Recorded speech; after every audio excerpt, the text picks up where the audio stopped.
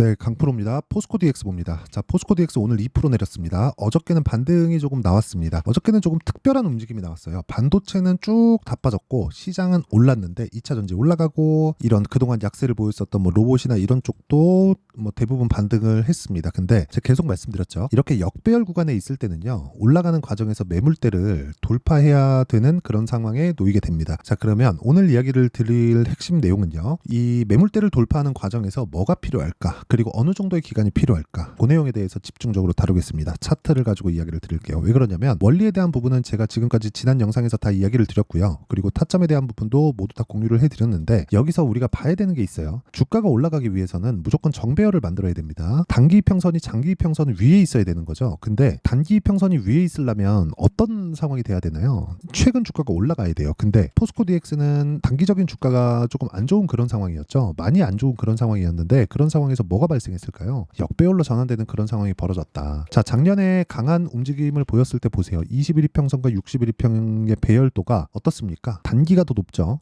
61이평선은 낮게 있고 이렇게 있으면 지지를 받습니다. 물론 이런 상황이 나오더라도 뭐 이탈한 이후에 반등 나오고 역배열로 전환하면서 여기 저항받고 다시 떨어지는 그런 상황이 벌어질 수도 있지만 여기서는 이제 산업군, 어떤 산업군을 공략하고 신고가를 달성했는지 못했는지에 대한 여부로 구분을 지으면 됩니다. 그럼 여기서 이 내용 있죠. 포스코 DX 같은 경우에는 지금 그쵸? 주가가 먼저 큰 폭으로 올라온 것은 맞죠. 작년에 많이 올랐잖아요. 큰 폭으로 올라온 과정에서 어떤 부분이 발생했나요? 실적보다 주가가 먼저 떴다. 이런 부분이 발생을 한 겁니다. 그러면 실적보다 주가가 먼저 떴다는 건 실적 대비해서 주가가 가격 부담을 가지고 있다는 거죠. 즉 비싸다는 거잖아요. 그 비싼 부분이 올라가는 주식, 즉 성장주들은요. 무조건 비쌉니다. 작년에 에코프로가 큰 폭으로 강세를 보였을 때, 뭐 포스코 퓨처엠이 큰 폭으로 강세를 보였을 때 실적이 올라가는 속도가 빨랐나요? 주가가 올라가는 속도가 빨랐나요? 당연히 주가가 올라가는 속도가 빠를 수밖에 없죠. 그러면 포스코 DX도 그렇고 작년에 2차 전지 관련주들도 그렇고 어떤 상황이 벌어졌었냐면 주가는 먼저 뜨고 실적은 늦게 올라오니까 또는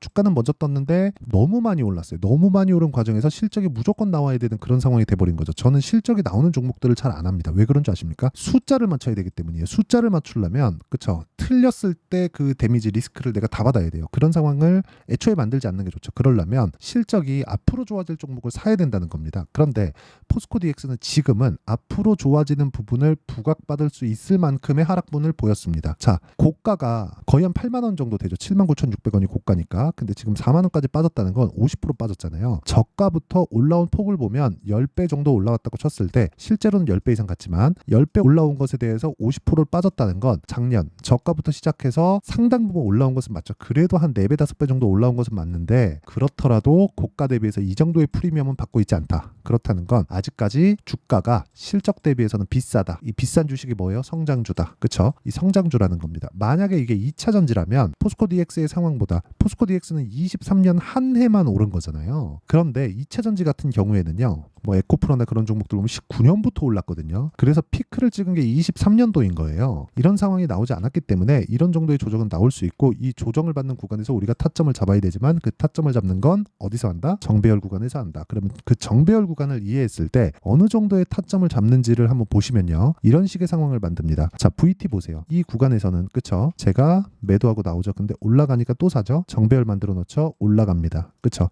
그래서 매도. 그쵸? 계속해서 수익을 보고 있는 그런 상황이고 이쪽 구간에서는 손절에 한번 들어갔지만 다시 정배열 구간에서 올라오는 상황을 만드니까 매수한 결과 어저께도 그렇고 오늘도 그렇고 매수한 결과 어때요? 6.7% 정도의 수익을 낸다. 그리고 여기서 HLB나 그런 종목을 보더라도 어떤 상황이 벌어집니까? 올라가는 구간에서 매수했을 때 30% 수익, 또 올라가는 구간에서 매수했을 때 18% 수익, 또 올라가는 구간에서 매수했을 때 13% 수익 이런 부분이 나오고 확인하고 매수하는 이번 구간까지 친다면 추가 수익이 가능한 상황이고요. 이런 상황은 여기 소통방에서 제가 10억 만들기 프로젝트로 가격을 함께 공유하면서 제가 이야기를 드립니다. 자, 어떤 식으로 되느냐? 시장가 매수, 종목, 시간. 뭡니까? 시가의 책을 시키겠다는 거예요. VT 시장가 매수 8시 45분. 그쵸? 이런 종목들이 이런 거예요. VT나 그런 거 보잖아요. 그러면 VT. 자, 내용 보세요. 어때요? 올라가는 구간에서 매수했을 때 오늘 시장의 내용이 그렇게 좋지 않았는데도 불구하고 6.7%의 그쵸 강한 움직임을 보였다. 시장 대비 강한 건 올라가는 종목들에서 나온다. 그래서 이런 종목 말고도 뭐 다른 종목을 보더라도 마찬가지입니다. 뭐 자람 테크놀로지나 이런 종목들 보면 올라가는 구간에서 다 매매하죠. 근데 모든 구간에서 내가 수익을 낼 수 없다. 근데 올라가는 구간에서 내가 타점을 잡는 부분을 알고만 있어도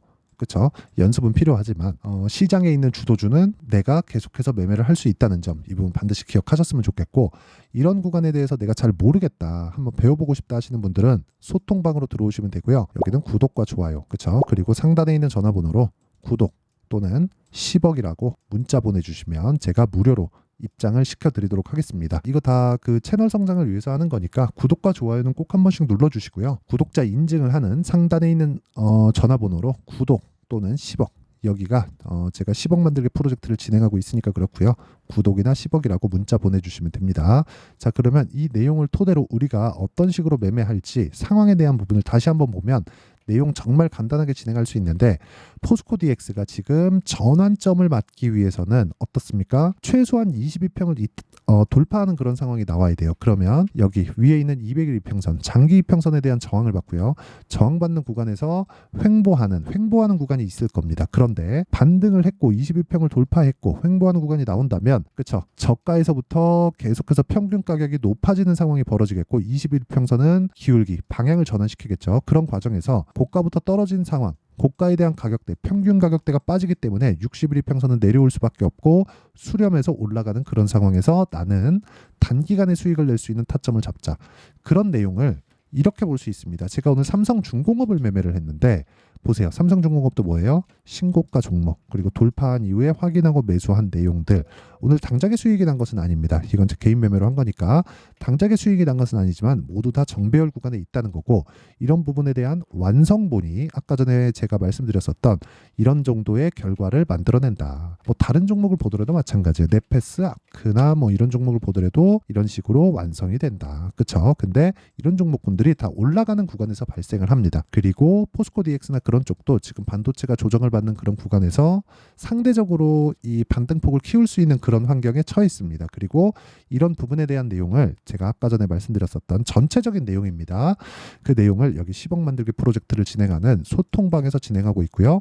여기는 구독과 좋아요 누르면 입장 가능합니다. 그리고 제가 입장 링크를 보내드릴 수 있게 구독자 인증이 필요한데 구독 또는 10억이라고 상단에 있는 번호로 문자 보내주시면 됩니다. 그리고 이 내용을 지금 다 받고 어떤 식으로 매매를 진행해야 되는지에 대해서 제가 다 이야기를 드렸는데, 원리에 대해서, 그쵸? 원리에 대해서 다시 한번 이야기를 드리면, 포스코 DX는 지금 가만히 있어도 22평은 떨어집니다. 그럼 22평 주가 만나죠? 그럼 또 가만히 있어도 62평 떨어집니다. 그럼 21이평선과 61이평선 주가 만나죠? 그러면 어떻게 돼요? 수렴의 형태가 된다. 근데 이대로 안 있겠죠. 올라간다. 그런데 이 종목은 8만 원대도 비싸고 지금도 비쌉니다. 이 비싼 구간에서 우리가 매매할 수 있어야 되고, 그게 타점, 그리고 단기 보유 전략입니다. 2주 안에 수익 전환을 하는 법, 그리고 그 내용에 대한 부분을 여기 포스코 DX의 가격과 단기 보유 전략, 그리고 제가 요즘 시장이 너무 안 좋고요. 그리고 포스코 DX를 보유하고 있는 보유자분들을 위해서 문자로 실시간 타점을 공유를 해드리도록 하겠습니다. 그래서 구독과 좋아요 눌러주시고요. 상단에 있는 전화번호로 DX, 자, DX라고 문자 보내주시는 분들에 한해서만 제가 포스코 DX의 가격, 그리고 단기 보유 전략, 그리고 DX, 그쵸? 포스코 DX의 실시간 타점을 문자로 공유를 해드리도록 할 테니까 구독과 좋아요 눌러주시고 DX라고 문자 보내주시면 됩니다. 자, 내용 정리하면 포스코 DX는 너무 많이 오른 것에 대한 그 부작용을 지금 다 겪었다. 고가 대비 50% 빠졌습니다. 이 정도 빠졌으면 앞으로는 실적에 대한 부분이 기대치를 하회하더라도 주가가 빠질 요인이 되지 않는다. 그리고 상대적으로 반도체 쪽에서의 조정이 나오고 있다는 점은 로봇이나 바이오 쪽으로 갈 수 있는 자금의 흐름이 만들어졌다는 것이고, 그 자금의 흐름에 맞게 바이오나 조선 그리고 로봇 쪽으로 지금은 확인하고 매수해야 되는 구간을 만들어야 된다. 이런 부분을 이해했을 때 어느 정도 결과를 낼 수 있고 어떻게 매매를 해야 되는지를 제가 다 이해를 시켜드리도록 할 테니까 영상 끝까지 시청하시고요. 모든 분들이 성공 투자하셨으면 참 좋겠습니다. 자, 24년도가 돼도 여전히 시장은 녹록지 못합니다. 이런 상황이 벌어지는 건 어쩔 수 없습니다. 이런 상황에서도 수익이 나는 종목들의 구조는 변하지 않습니다. 즉 대시세 종목에 대한 구조는 변하지 않는다는 거고, 실제 제가 소통방에서 지속적으로 이야기를 드리고 있는 내용도 대시세 종목이나 시장 주도주를 공략하는 건 철저하게 가격 분석을 하라고 이야기를 드리고, 가격 분석 이후에는 이슈에 대한 파악, 그리고 이슈를 파악하고 나서는 다시 내가 얼마에 매수할지 그 타점에 대한 부분을 지속적으로 언급을 하고 있습니다. 자, 근데 생각해 보세요. 1월 달에 시장이 굉장히 어려웠습니다. 어려운 상황에서의 어떤 종목들이 강했냐 보면 반도체와 그리고 바이오입니다. 자, 실제 여기 보면요. HLB에 제가 실제 매매한 내용을 띄워놓고 보여드리고 있는데 1월 22일부터 매매를 시작해서 4일 동안 31%의 수익 마감이 됐고요. 그리고 여전히 신고가 종목입니다. 자, 그리고 그 다음 어보브 반도체, 이름을 보시다시피 반도체 종목이죠. 그리고 AI 반도체는 지속적으로 강세를 보이고 있습니다. 이 종목도 신고가를 먼저 달성한 이후에 제가 21%의 단기간에 21%의 큰 수익을 내고 마감이 됐습니다. 다시 재공략을 준비하고 있고 이런 부분은 소통방에서 다 공유를 해드립니다. 자, 그리고 그 다음 코세스. 자, 코세스 같은 종목도 당연히 그쵸, 신고가 종목이고요. 그리고 반도체 종목입니다. 이 종목도 영업일 기준에서 이틀 동안 대략 한 15%의 수익 마감이 됐습니다. 내용을 한번 보시면 어떻습니까? HLB를 포함해서 뭐 30%, 20%, 뭐 15% 이런 식의 수익이 지속적으로 발생하고 있는데 이 세 종목 모두 다 신고가 종목이고 1월 달에 시장이 약세를 보이고 있는 구간에서도 강했었던 그런 종목입니다. 특징점이 하나 있는데 그 이슈에 앞서서 가격이 먼저 반영했다는 거죠. 자, 근데 그게 기업 밸류업 프로그램이라고 하죠. 그 종목들도 마찬가지입니다. 오늘은 그 부분에 대해서 이야기를 드릴 텐데 그렇게 제가 가격을 먼저 보고 이슈에 대해서 파악하는 이유는 결과적으로는 큰 시세를 먹기 위한 사전 준비 작업입니다. 실제로 큰 시세를 먹기 위해서 사전 준비 작업을 했을 때 여기 레인보우 로보틱스 127% 그리고 ISC 98% 그리고 한미반도체 97%의 큰 수익을 내는 상황을 만들 수 있습니다. 어떤 식으로 소통방에서 진행됐는지 그쵸, 그 상황을 제가 이야기를 드린 건데 이런 상황도요 당연히 신고가를 공략했을 때 가능한 겁니다. 자, 그러면 이번에도 마찬가지입니다. 그쵸, 정부 주도의 코리아 디스카운트 해소 방안이 2월 달에 발표를 하고요. 그리고 2월 달에 발표된 내용을 토대로 주가가 움직이는 게 아니라 이미 움직인 내용이 있죠. 실제 이 내용은 크게 중요한 게 아니라는 겁니다.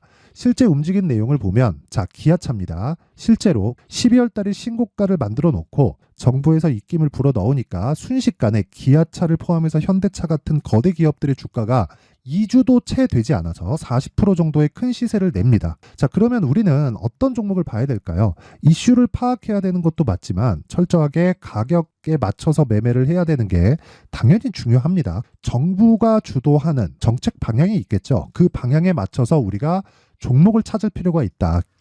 자, 그러면 답이 나왔습니다. 정부가 주도하는 방향에 맞춰서 제2의 기아차를 찾는 게 지금은 중요하다. 근데 정부 정책의 방향에 맞게 가자. 그랬을 때 앞서서 제가 보여드렸었던 내용인 여기 레인보우 로보틱스 127% 그리고 ISC 98% 그리고 한미반도체 97%와 같은 수익을 낼 수 있습니다. 물론 시간에 대한 부분은 최소 2주의 시간이 필요하고요. 그리고 최장 3개월 안에 끝내야 됩니다. 자, 기아차의 시세를 보셨던 것과 같이 2월 달에 정부 정책의 방향이 결정되고요. 바로 3월 달이면 시행입니다. 자, 그러면 우리는 거기에 맞춰서 당연히 종목을 찾아야 되고 제가 제2의 기아차를 찾아놨습니다. 제가 아까 전에 소통방에서 이야기를 드렸었던 내용 다 공개를 해드렸는데 그 내용처럼 종목만 받고 싶다 하시는 분들은요. 상단에 있는 제 전화번호로 대시세, 자, 대시세라고 문자를 보내주시면 정부 정책의 방향에 맞는 종목을 모든 분들에게 무료로 공개를 해드리도록 하겠습니다. 자, 제가 원하는 건 채널 성장이 목적입니다. 자, 그래서 구독과 좋아요 꼭 좀 부탁드리고요. 모든 분들이 정부 정책에 맞는 방향으로 매매를 이어가서 큰 수익 보셨으면 좋겠습니다.